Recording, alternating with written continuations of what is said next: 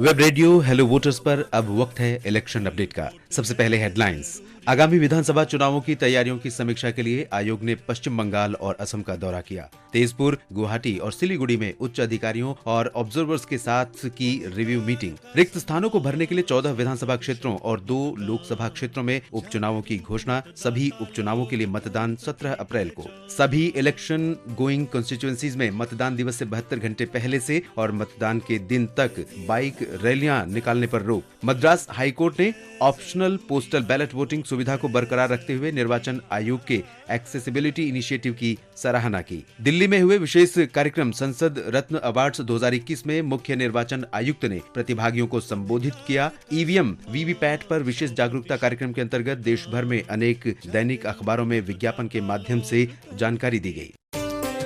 अब अपडेट्स विस्तार से।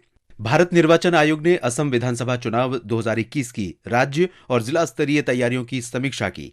तेजपुर और गुवाहाटी में हुई समीक्षा बैठकों की अध्यक्षता चुनाव आयुक्त श्री सुशील चंद्रा और श्री राजीव कुमार की उपस्थिति में भारत के मुख्य निर्वाचन आयुक्त श्री सुनील अरोड़ा ने की। आयोग ने मतदान के पहले और दूसरे चरण में भाग ले रहे जिलों के deputy commissioners, superintendents of police, अन्य वरिष्ठ अधिकारियों, एनफोर्समेंट एजेंसीज के नोडल अधिकारियों के साथ मुलाकात की। मुख्य सचिव श्री जिष्णु बरुआ के साथ कोविड की वर्तमान स्थिति की विशेष समीक्षा की गई और साथ ही डीजीपी श्री बी मोहंता के साथ भी बातचीत हुई। मुख्य निर्वाचन आयुक्त श्री सुनील अरोड़ा ने सभी अधिकारियों को ये सुनिश्चित करने का निर्देश दिया कि असम राज्य में चुनाव शांतिपूर्ण, निष्पक्ष और सुरक्षित तरीके से करवाए जाएं और हाई वोटर टर्नआउट के साथ संपन्न हो। श्री अरोड़ा ने दोहराया कि इस बार स्पेशल, जनरल और पुलिस ऑब्जर्वर्स राज्य और केंद्रीय आर्म्ड पुलिस फोर्सेस के लिए संयुक्त रूप से सुरक्षा योजना तय कर रहे हैं। असम में 126 विधानसभा क्षेत्रों के लिए चुनाव 3 चरणों में 27 मार्च, 1 अप्रैल और 6 अप्रैल को होने हैं। इसमें 33,530 मतदान केंद्रों पर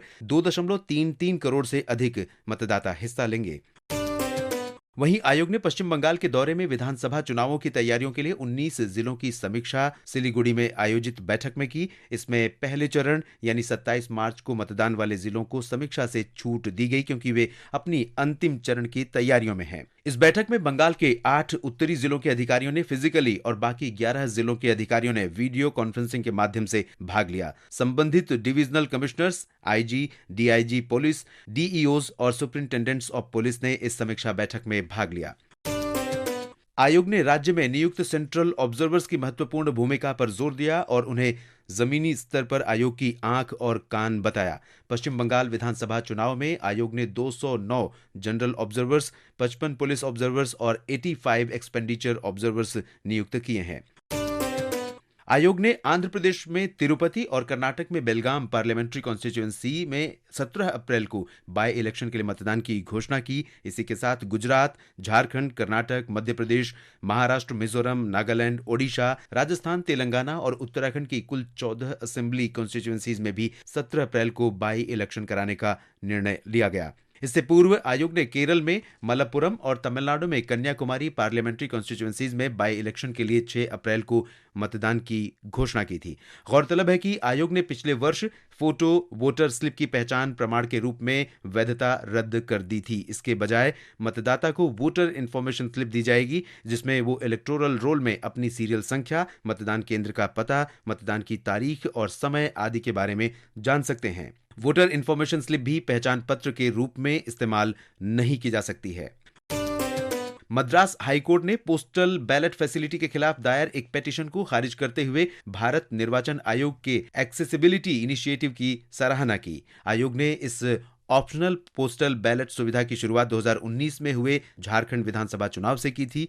2020 में हुए बिहार विधानसभा चुनाव में ये पोस्टल बैलेट फैसिलिटी 80 वर्ष से अधिक उम्र के बुजुर्गों, दिव्यांगजनों, कोविड अफेक्टेड या कोविड सस्पेक्टेड मतदाताओं और एसेंशियल सर्विसेज में कार्यरत मतदाताओं को दी गई थी। दिल्ली के कॉन्स्टिट्यूशन क्लब में हुए संसद रत्न अवार्ड्स समारोह के 11वें संस्करण में मुख्य निर्वाचन आयुक्त श्री सुनील अरोड़ा ने निर्वाचन आयोग के प्रयासों और संसदीय प्रणाली की मूलभूत रूपरेखा पर श्रोतागणों को संबोधित किया। आइए सुनते हैं श्री अरोड़ा के संबोधन के कुछ अंश। But still I would like to recall here a very pithy observation of Dr. Kalam in one of his many books titled A Manifesto for Change, published in 2014. Quote, "Every member of parliament should think that the nation is bigger than the individual and the parliament should pass a resolution to work on a vision for the nation. What will inspire 640 million youth of this country? It is the visionary policies enacted by the parliament to make this nation great and transform its society into a knowledge society. आयोग ने अपने technological innovation EVM यानी electronic voting machine और VVPAT यानी voter verifiable paper audit trail की विश्वसनीयता की मिसाल देते हुए देश के अनेक दैनिक अखबारों में इश्तेहार जारी किए।